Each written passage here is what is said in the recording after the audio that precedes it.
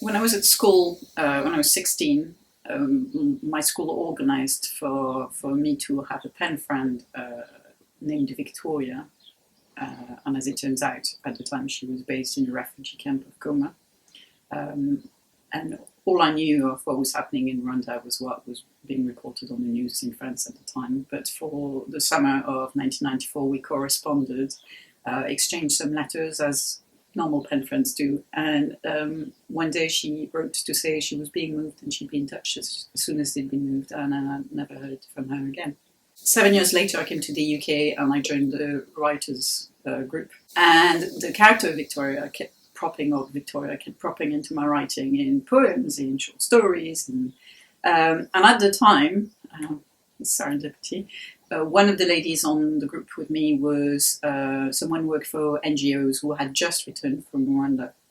And she offered to put me in touch with people over there to try and find Victoria. She gave me a phone number and I never rang. And I think the reason I never rang, I've thought about it retrospectively, is partly because there was comfort in the not knowing, and that as long as I didn't know what had happened to Victoria, but she might be all right.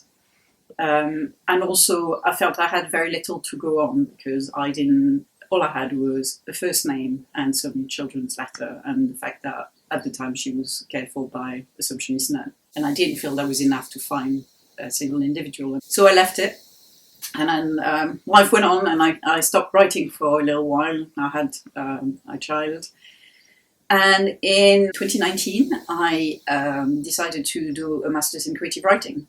And again, Victoria was waiting for me, and every time I put pen to paper, somehow the stories that came back to me were the stories about Victoria. So much so that in the end I embarked on writing my portfolio for the masters around the story of Victoria. So I started doing research about the genocide, about Rwanda in 1994, tried to find some literature about it, read pages and pages of reports, and that's how the story developed, really. I wrote every week in my master's class a little bit more and a little bit more and a little bit more, and before I knew it, it morphed into a novel.